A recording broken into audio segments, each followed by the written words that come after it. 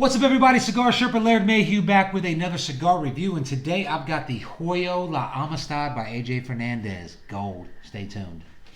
I can smoke stogies in my house, first of all, because her father introduced me to stogies, and second of all, because I'm a stud.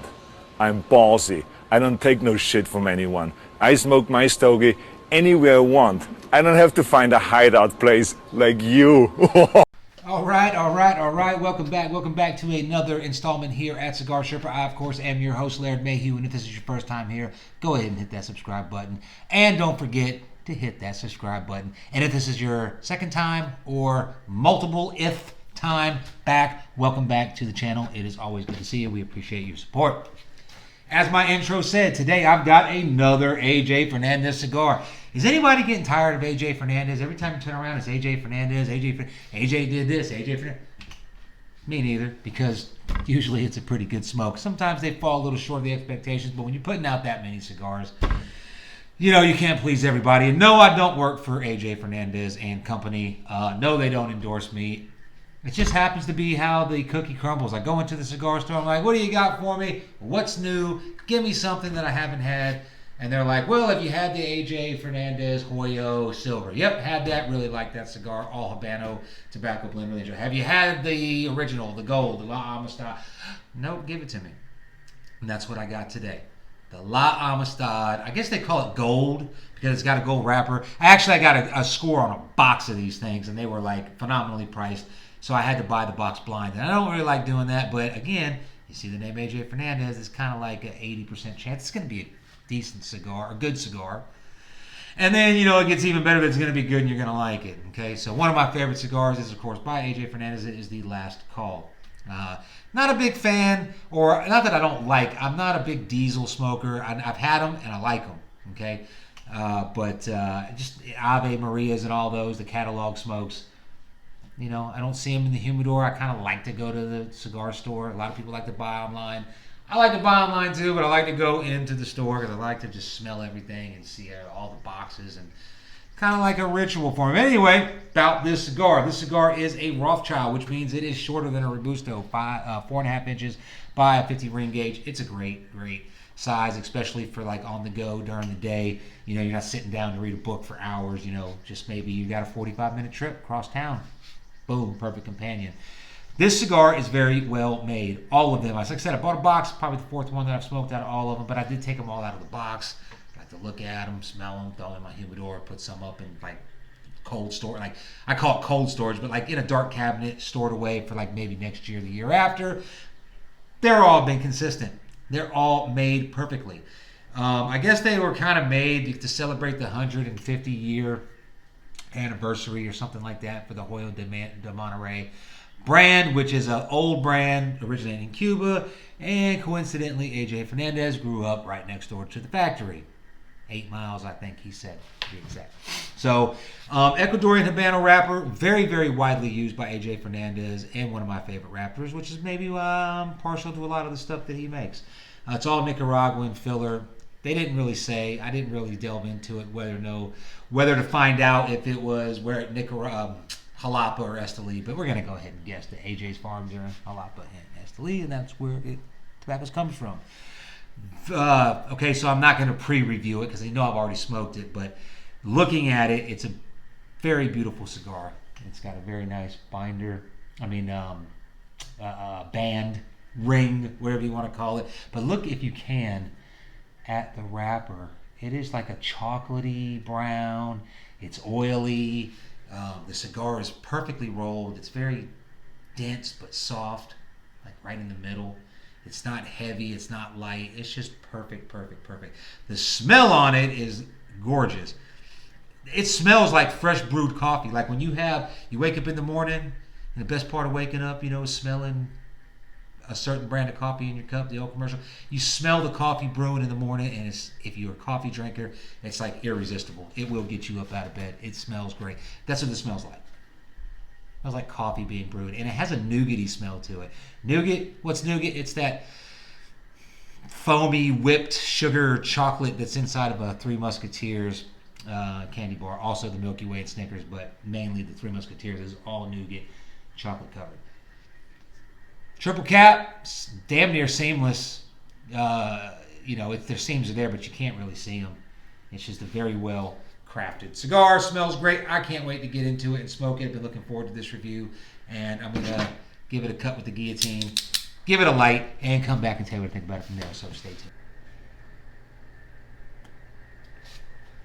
All right. Something I've been doing lately, because it is kind of like getting into the season that my business starts to pick up, and it is the height of Spanish mackerel and Spanish mackerel tailing off, but king fishing. I do a lot of king fishing off the pier. Have a boat, just really stuck on, like the pier experience. So I spend a lot of time down there. So I'm on the go constantly. Sometimes I get up at 2 o'clock in the morning. I drive 2 hours to Wilmington, North Carolina. I hit the pier. I sit there all day until sundown, and then drive 2 hours back. It ain't but 11:30 until I get back into bed, and then wake up and go to work the next day. So this has been my handy dandy cigar lighter, cheap, Bic lighter. I like all the fancy stuff that I have and the ritualistic things I have, but sometimes just don't have time for it. I'm on the go. Bic lighter, just like they do down in South America. If you ever go down there to Cigar Factory, light it right up. Great. All right. Where are we at here? We are on the light up of the first third here, and right away you're going to get like a good, it's almost like a dry cedar. It is a dry, it's like a dry wood, but more of a cedar note. Really tingles your tongue. Black pepper, all the retrohale will kick your butt. Be careful of this. I think that's kind of indicative of that Habano, Ecuadorian Habano wrapper. They've always got kind of that real good pepper spice, and it leaves like a red pepper, almost like when you get too much horseradish and it burns your nose. When you initially light this thing up, you're going to get some of that horseradish or wasabi burn, and it's really good. Hold on, let me let that pass a little bit.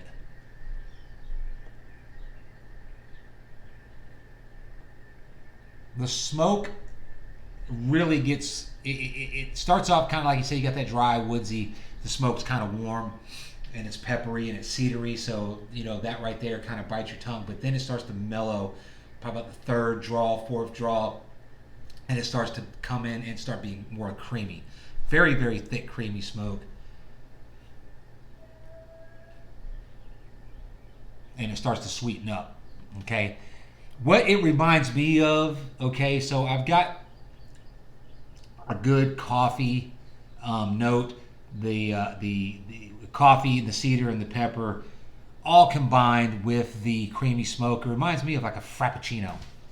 I don't even drink frappuccinos, but my wife does. My kids get them every now and then. I taste them. It's real sweet coffee, and sometimes sweetened coffee is good, even though I prefer my coffee like a man. Black, but it is good sometimes. It's almost dessert-like. So let me get into the first third fully, and I'll come back and tell you what I think about it from there. Stay tuned.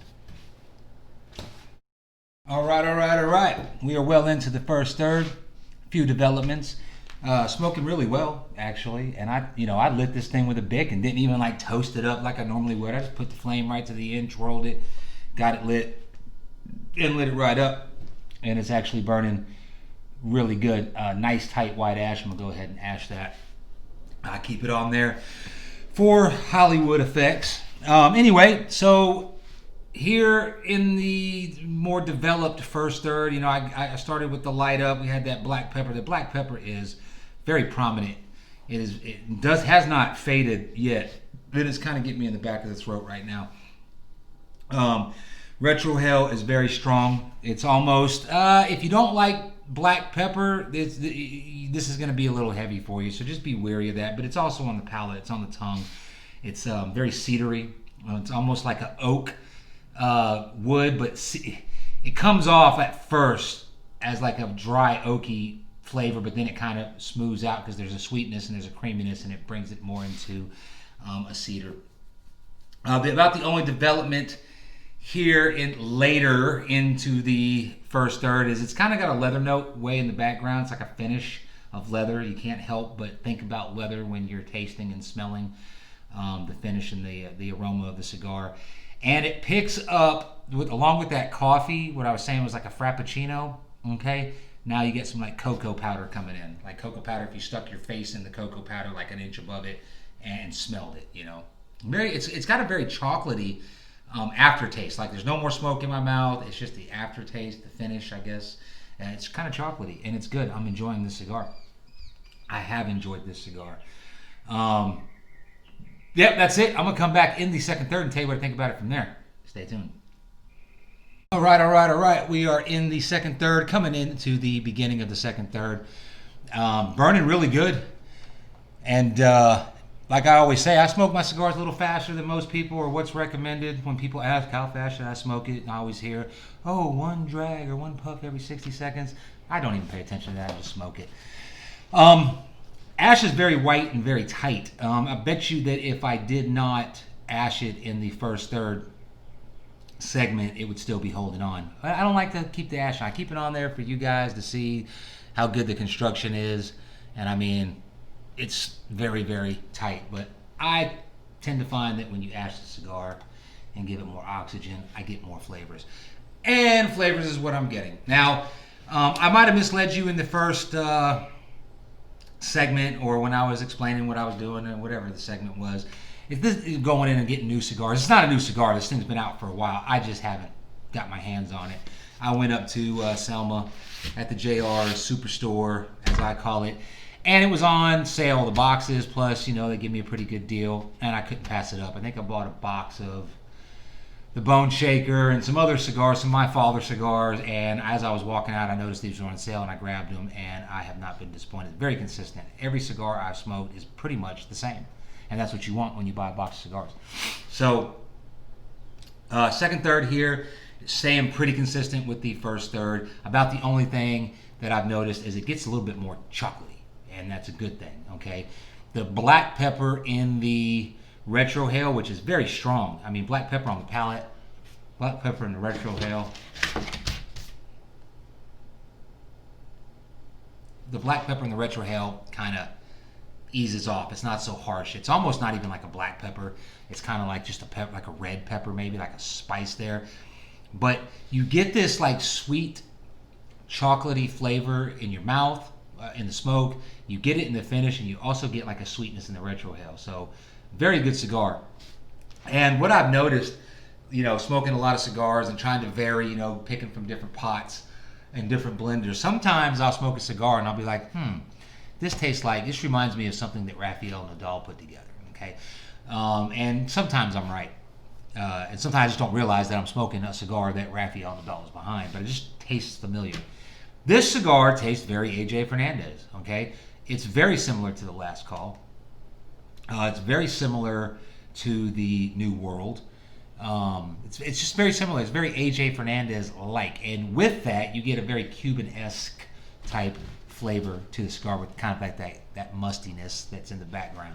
Not as prominent in this one. I'm getting more cedar. Cedar, sweet, creamy, earthy, like pepper spices. There's that chocolatey, coffee. I mean, it has it all. And it's not very complex, as in it stays pretty consistent.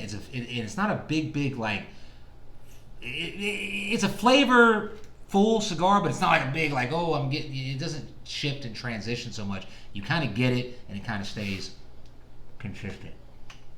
Certain nuances mellow out, but the smoke stays very plentiful. It stays very creamy. It stays sweet. It stays chocolatey. And what else do I got here? That's it. Medium bodied, okay? I would say medium strength. It's medium bodied only because it is very consistent. Am I making sense there? It means it's not ebbing and flowing. It's, you know, you got the cedar, you got the earth, you got that chocolate, you got the pepper, and it's just there. Sometimes you get a little bit more sweetness as it develops. Sometimes, you know, the pepper comes to the forefront, but it's all there, and it's all very consistent. And I'm going to get into the final third and come back and tell you what I think about it from there. Stay tuned. All right. Final third. We're about 35, 40 minutes. I don't know. I stopped keeping time. Let me tell you, this cigar is really good. I don't know how it's gotten away from me for 6 years. I picked it up about a month ago. You know, it's been in the catalog, and I smoke it. Like I said, this is probably the fourth or fifth one that I've smoked. I really like this cigar. when I just got like a 45-minute drive, or I'm going to be in the truck for a minute, and I don't have time to smoke a big cigar. I don't want to put it out. This one is perfect. It's very powerful. I mean, even though it's a medium-bodied cigar, even the strength is medium. It's a powerhouse. The flavors are just right in my wheelhouse for what I like. It's got that chocolatey, it's peppery, it's leathery, it's got a nice earthy tone to it. It finishes off here in the final third. It kind of picks up more of a leathery note, kind of comes to the forefront, but it doesn't lose the chocolate, the coffee. And like I said, it reminds me of like a foo coffee drink, like a frappuccino or something, like a sweetened coffee dessert type drink. Very well constructed, very good smoke. So I recommend you, if you have not tried it, you go on out and just buy a box. You're gonna like this cigar. And if some of you probably like, where you been? We've smoked that thing 6 years ago when it came out. But anyway, that's it. I ain't got much more to lend the cigar. I really highly recommend it. It may even make my top cigars for 2020, even though it came out in 2016. Now, I smoked it in 2020, so it might make my top 11 cigar list. So, before I sign off here, I just want to remind everybody that when you're watching these assholes in the media spin all this crap up to keep us back and forth and fighting, don't believe it, okay? Because if you're out there in the real world like I am every day, whether it be at work, I'm in the lumber yards, I'm in the roofing supply houses, I'm in the major chains, I'm in gas stations, I'm in restaurants, I'm in line at the dump, I'm standing around. Everything's great. Everybody gets along. Everybody is on the same page. We're all in the same class. Unless there's some billionaires out there watching, in the billionaire class, watching this channel. If that's the case, hook a brother up. You know what I'm saying? Take me with you. But, for the most part, working class people, we have more in common with each other. Okay, no matter what nationality you come from, no matter what race you belong to, if you sit down and you actually get to know somebody, we have more in common with each other than I do of someone of my same complexion or nationality that is in the billionaire class. I got nothing in common with them. Okay, so don't believe this bullshit. And I sit down and I watch all the news networks. I watch this one. It's saying the same thing as this one over here. It's he's putting a different spin on it, left, and keep us fighting. And it's all BS. It only exists in the media. So what I encourage you to do is turn it off. Don't even watch that shit. And that's all I'm going to say about it, because this is not a political channel. But I felt like I had to get that off my chest. Cigar Sherpa, Laird Mayhew, reminding you to be polite to everybody that you meet. But always have a backup plan in case you have to shoot them in the face. And I'm out.